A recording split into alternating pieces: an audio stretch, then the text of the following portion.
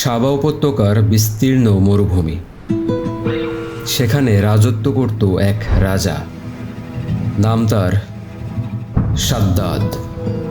সে ছিল আদ জাতির বংশধর, এক জাতি যারা পাহাড় কেটে প্রাসাদ বানাতো, মেঘ ছুঁয়ে ফেলত যাদের অহংকার। শাদ্দাদ ছিল অগাধ ধন সম্পদের মালিক। একদিন সে ঘোষণা দিল, আমি নিজেই স্বর্গ বানাবো এই দুনিয়াতেই। সে গলাতে লাগলো সোনা, হীরা, মণিমুক্তা। গড়ে তুলল এক স্বপ্ন নগর, যার নাম ইরাম। এক নগর যার স্তম্ভ আকাশ ছুঁয়েছিল, এক রাজ্য যার কোনো তুলনা ছিল না। পবিত্র কুরআনে সূরা আল ফজরে উল্লেখ রয়েছে, ইরাম যার সমান কিছু মানুষ কখনো বানায়নি। আর যখন সেই রাজা সেই নগরের দরজায় গিয়ে পৌঁছালো, আকাশ গর্জে উঠল। তারপর নেমে এলো এক বজ্রপাত, এক ভয়াল শব্দে কাঁপিয়ে দিল আকাশ ও মাটি। মুহূর্তেই ধ্বংস হয়ে গেল শাদ্দাদ ও তার পুরো বাহিনী। কারণ সে যা বানাতে চেয়েছিল সেটা শুধুই স্থাপনা নয়, সেটা ছিল এক অহংকার, এক চ্যালেঞ্জ স্রষ্টার বিরুদ্ধে। আজ 1000 বছর পর মধ্যপ্রাচ্যের আরেক মরুভূমিতে আবারও কেউ দেখছে সেই স্বপ্ন। বানাতে চায় একটি আদর্শ শহর। সৌদি আরবের যুবরাজ মোহাম্মদ বিন সালমান ও সৌদি সরকারের নেতৃত্বে গড়ে উঠছে দ্য লাইন, এক কাঁচে মোড়া মেগা সিটি, 170 কিলোমিটার লম্বা, যেখানে থাকবে না রাস্তা, থাকবে না গাড়ি, থাকবে না দূষণ। একটি ভবিষ্যৎ শহর যা একটি সরল রেখার আকারে ডিজাইন করা হয়েছে। এই রেখাটি 500 মিটার উঁচু, যা আইফেল টাওয়ারের চেয়েও লম্বা, এবং মাত্র 200 মিটার চওড়া। বলা হচ্ছে মানবজাতির জন্য দ্য লাইন হতে চলেছে সবচাইতে উন্নত টেকসই শহর, যেখানে জীবন হবে নিখুঁতভাবে ডিজাইন করা। কিন্তু প্রশ্ন থেকে যায়, এটা কি ভবিষ্যতের স্বপ্নের শহর, নাকি আধুনিক যুগের নতুন এক অহংকার? এই শহর বানানোর পেছনে সত্যিকারের উদ্দেশ্য কি? কি সম্ভাবনা ও চ্যালেঞ্জ রয়েছে? এবং এই শহর কি হবে এক স্বপ্নের সূচনা, নাকি শাদ্দাদের ইরামের মতো এক ধ্বংসের দিকচিহ্ন? চলুন আমরা খুঁজে দেখি সব রহস্যের জবাব আজকের এই ভিডিওতে।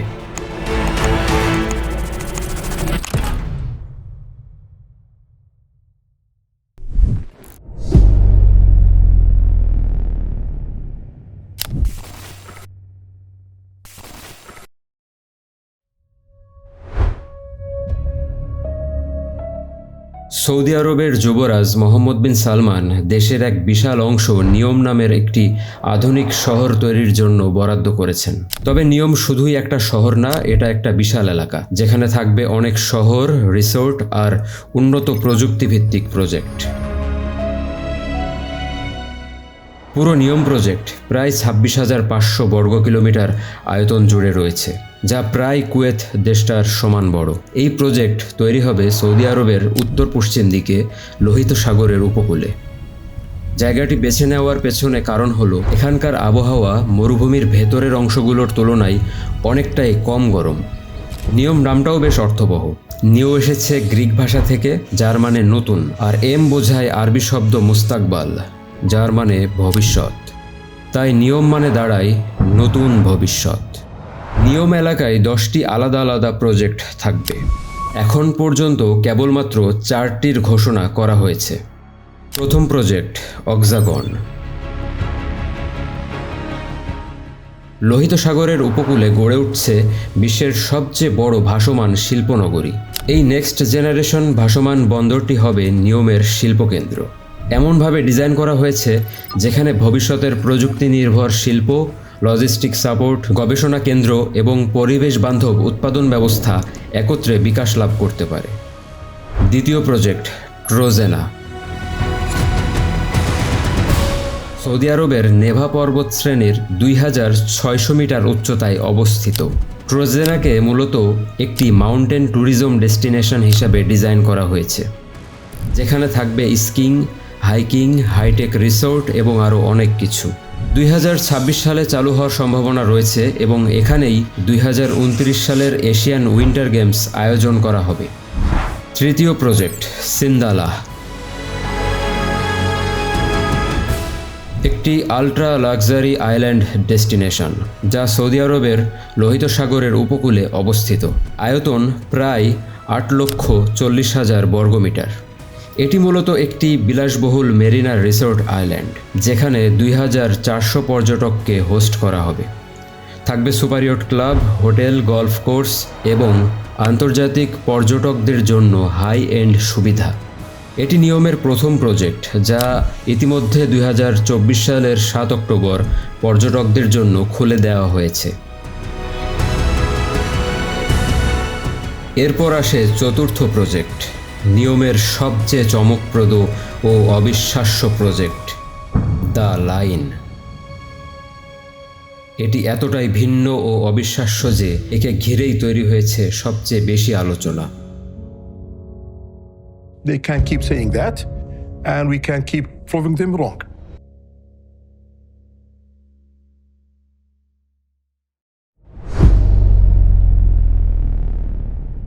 মোহাম্মদ বিন সালমান বলেছেন, দ্য লাইন একটি বিপ্লব যা মানুষের বসবাসের পদ্ধতিকে সম্পূর্ণরূপে পরিবর্তন করবে।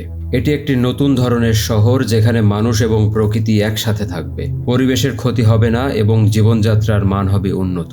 نقدم لكم The Line، مدينة مليونية بطول 170 كيلو، 0 سيارات، 0 شوارع، و0 انبعاثات كربونية. مشروع The Line هو ثورة حضارية للإنسان، تضع الإنسان أولاً। এর ভেতরে থাকবে high speed transit, artificial intelligence দ্বারা নিয়ন্ত্রিত জীবন, 24 ঘন্টা নিয়ন্ত্রিত আলো বাতাস। জীবনযাত্রার জন্য সবকিছু থাকবে 5 মিনিট পায়ে হাঁটা দূরত্বের মধ্যে। ডেভেলপাররা দাবি করছে 2045 সালের মধ্যেই শহরটি প্রস্তুত হতে পারে। দ্য লাইন প্রথম ঘোষণা করা হয় 2021 সালের 10 জানুয়ারিতে। তখন অনেকে ভেবেছিল এটি কল্পনা, কিন্তু ইতিমধ্যে এর কাজ শুরু হয়ে গিয়েছে। শহরটি হবে 2টা বিশাল 500 মিটার উঁচু আয়নার দেয়ালের মাঝখানে, যা 170 কিলোমিটার এলাকা জুড়ে থাকবে। তবে এই কনসেপ্টটা একেবারে নতুন না। 1969 সালের পাওলো সলেরিজ আর্কোলজি কনসেপ্ট থেকে অনুপ্রাণিত। আর্কোলজি শব্দটা তৈরি হয় আর্কিটেকচার ও ইকোলজি শব্দ দুইটি মিলে। এটি এমনই একটি কনসেপ্ট যেখানে আর্কিটেকচারকে এমনভাবে কাজে লাগানো হয় যেন অল্প জায়গায় ঘন বসতিপূর্ণ এলাকা বানানো যায় সবচাইতে ইফিশিয়েন্ট ওয়েতে, যেন আশেপাশের পরিবেশের উপর সর্বনিম্ন ক্ষতি করে। দ্য লাইনের আকার এই কারণে একটি সরল রেখার মতো, যেন এটা আশেপাশের ল্যান্ডস্কেপের ওপর কম প্রভাব ফেলে। অ্যান্টার্কটিকার গবেষণা ঘাঁটিগুলো এই আর্কোলজির প্রিন্সিপালকে ফলো করেই বানানো হয়েছে। দ্য লাইনে মাত্র 34 বর্গ কিলোমিটার এলাকায় 90 লক্ষ মানুষ থাকবে, যা নিউ ইয়র্ক সিটির জনসংখ্যার সমান, কিন্তু আয়তনে নিউ ইয়র্ক সিটির 20 ভাগের 1 ভাগ, যার কারণে ওভারঅল ফুটপ্রিন্ট অনেকাংশেই কমে যায়। শহরটি 3টি ভিন্ন স্তরে গঠিত হবে। প্রথম লেভেল থাকবে পথচারীদের জন্য। এখানে কোনো রাস্তা ও গাড়ি থাকবে না। পায়ে হাঁটাকে উৎসাহিত করার জন্য প্রচুর পার্ক এবং গাছপালা থাকবে। দ্বিতীয় লেভেলটি বাণিজ্যিক স্থান সহ একটি সার্ভিস জোন হিসাবে কাজ করবে এবং তৃতীয় লেভেলে থাকবে অতি উচ্চগতির পরিবহন ব্যবস্থা। এই কনসেপ্টকে বলা হচ্ছে জিরো গ্র্যাভিটি আরবানিজম। ডেভেলপাররা দাবি করছে পুরো শহর নবায়নযোগ্য শক্তিতে চলবে। সোলার, বায়ু ও হাইড্রোজেন থেকে বিদ্যুৎ আসবে। তাপমাত্রাও কৃত্রিমভাবে নিয়ন্ত্রণ করা হবে। এই শহর লোহিত সাগর পর্যন্ত যাবে, তাই বাণিজ্যের জন্যও এটা গুরুত্বপূর্ণ। সুয়েজ খালের 13% বাণিজ্য এই পথেই চলে। এছাড়া নিয়মের কাছে একটি আন্তর্জাতিক বিমানবন্দর তৈরি হবে, যেখানে বিশ্বের 40% মানুষ মাত্র 6 ঘন্টার মধ্যে পৌঁছাতে পারবে। পুরো শহরে আর্টিফিশিয়াল ইন্টেলিজেন্স মানুষের অভ্যাস অনুযায়ী পরিষেবা দেবে। তবে এই প্রজেক্টটি শেষ করার ক্ষেত্রে প্রথম ও সবচেয়ে বড় চ্যালেঞ্জ হবে অর্থ।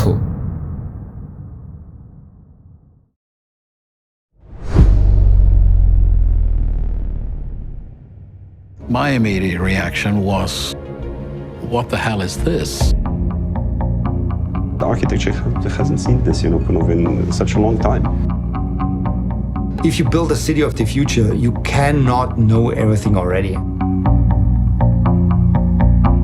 এই প্রজেক্টটির অর্থায়ন করছে সৌদি আরবের পাবলিক ইনভেস্টমেন্ট ফান্ড, যা মূলত একটি সরকারি ফান্ড, এবং এতে বিপুল পরিমাণ অর্থ রয়েছে, তাতে কোনো সন্দেহ নেই। এই ফান্ডে $620 বিলিয়ন মূল্যের অর্থ রয়েছে বলে অনুমান করা হয়। কিন্তু এখানে দুটি সমস্যা রয়েছে।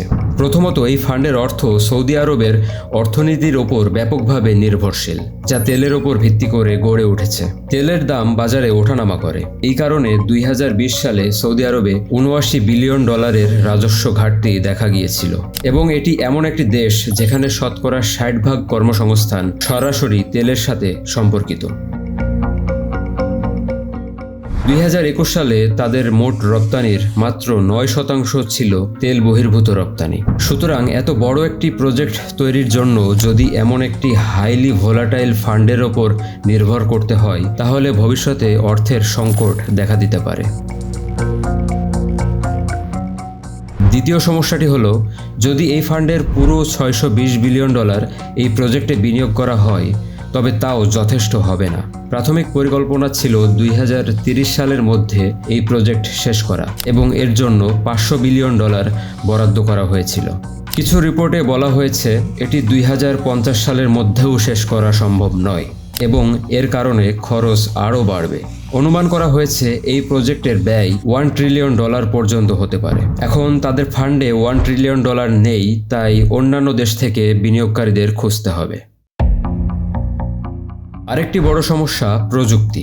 তারা বলছে 170 কিলোমিটার পথ মাত্র 20 মিনিটে অতিক্রম করা যাবে। এর মানে ট্রান্সপোর্টের গতি হবে ঘন্টায় 500 কিলোমিটারের বেশি। আজ পর্যন্ত এত দ্রুত চলা ট্রেন আমরা দেখি না। সবচেয়ে দ্রুত ম্যাগলেভ ট্রেন ঘন্টায় 430 কিলোমিটার গতিতে চলে। জাপানে ম্যাগলেভ ট্রেন পরীক্ষামূলকভাবে ঘন্টায় 600 কিলোমিটার গতিতে চললেও তা এখনও চালু হয়নি। একইভাবে 500 মিটার উঁচু কাচের আয়নার দেয়াল কেউ কখনো তৈরি করেনি। তাত্ত্বিকভাবে সম্ভব, তবে কার্যত কেউ জানে না যে এত উঁচু কাচের দেয়াল তৈরি করার সময় কি কি চ্যালেঞ্জ দেখা দেবে, বিশেষ করে যদি তা 170 কিলোমিটার এলাকা জুড়ে হয়। এর উদ্দেশ্যও স্পষ্ট নয়। আপাতত মনে হচ্ছে যে তারা কেবল নান্দনিকতার জন্য এটি স্থাপন করেছে। প্রজেক্টটি ফিউচারিস্টিক এবং সুন্দর দেখানোর জন্য বাইরে কাচের আয়নার দেয়াল স্থাপন করার পরিকল্পনা করা হয়েছে। এর ব্যবহারিক দিক এখনও তারা পরিষ্কার করে বলেনি। এই প্রজেক্টে এমন আরও অনেক কিছুই আছে যা আগে কখনো করা হয়নি, তাই তাত্ত্বিকভাবে সম্ভব হলেও বাস্তবে অনেক চ্যালেঞ্জ আসবে, আর পরিবেশের ওপর প্রভাবও অনেক বড় প্রশ্ন।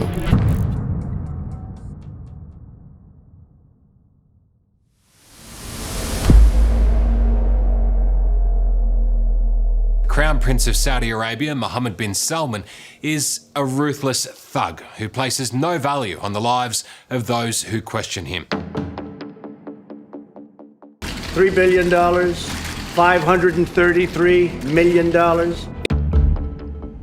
Mohammed bin Salman, a psychopath. A psychopath with no empathy, doesn't feel emotion. We've become very good friends over a fairly short period of time. Did you order the murder of Jamal Khashoggi?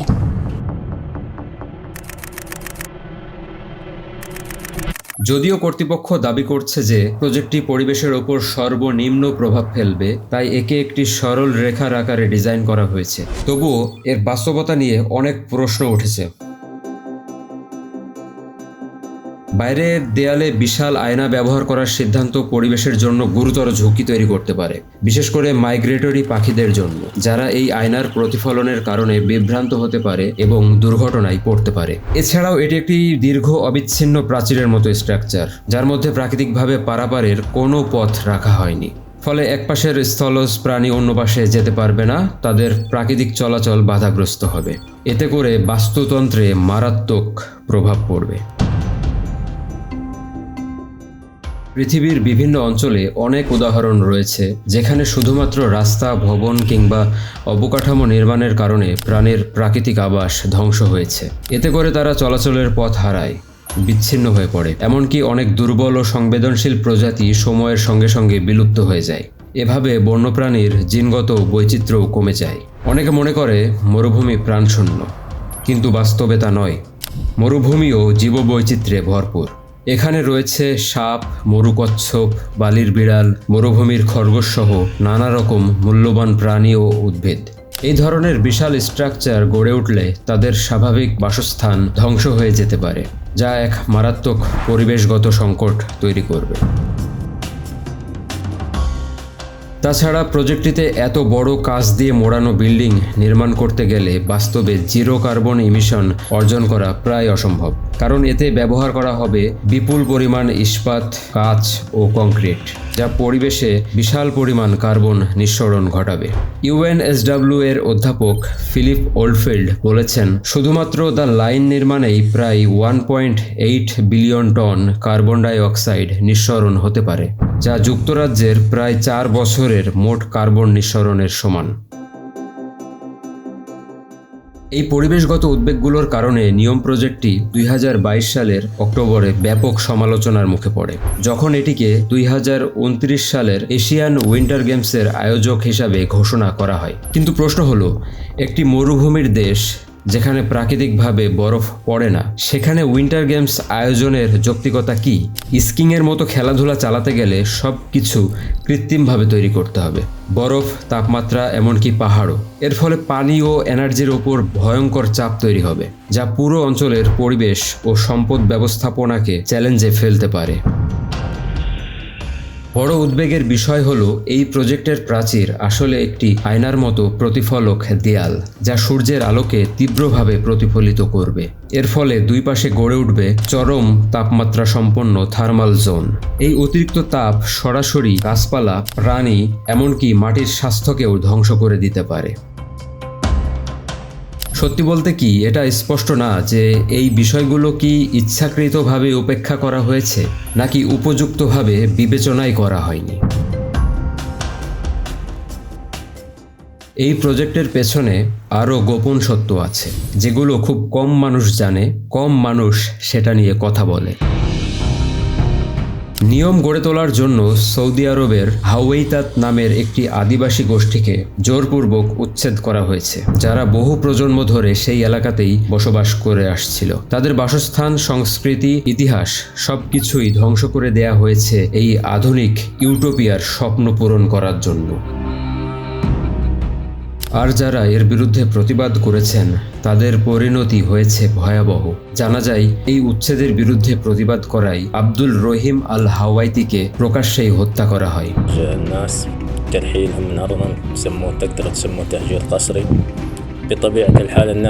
কিন্তু Saudi আরবের বাস্তবতা হলো, কেউই যুবরাজ মোহাম্মদ বিন সালমান এবং তার নীতির বিরুদ্ধে প্রকাশ্যে কিছুই বলার সাহস পায় না। আপনারা নিশ্চয়ই সাংবাদিক জামাল খাশোগির নাম শুনেছেন। তিনি ছিলেন যুবরাজের একজন কঠোর সমালোচক। 2018 সালে তাকে তুরস্কের ইস্তাম্বুলে একটি সৌদি কনসুলেটে ডেকে নেওয়া হয়, আর তারপর তিনি আর কখনো বেরিয়ে আসেননি। বলা হয় তাকে ভয়াবহভাবে খুন করা হয়, এমনকি দেহটুকুও টুকরো টুকরো করে ফেলা হয়েছিল। পরে CIA এর এক প্রতিবেদনে উল্লেখ করা হয়, যদিও যুবরাজ নিজে এই হত্যার অভিযোগ অস্বীকার করেছেন, এই নৃশংস হত্যাকাণ্ডের পিছনে মূল নির্দেশদাতা তিনিই ছিলেন। That you personally targeted Khashoggi and you probably ordered his death. এটাই শেষ নয়। রাজপরিবারের শাসনামলে রাজনৈতিক কর্মী, মত প্রকাশকারী ও ভিন্ন মতের মানুষদের বিপুল সংখ্যায় গ্রেপ্তার করা হয়েছে। অনেকে বছরের পর বছর ধরে বিচার ছাড়াই বন্দী আছেন। এখন প্রশ্ন আসতেই পারে, এত চ্যালেঞ্জ, এত সমালোচনা থাকা সত্ত্বেও তারা কেন এই প্রজেক্টের কাজ চালিয়ে যাচ্ছে?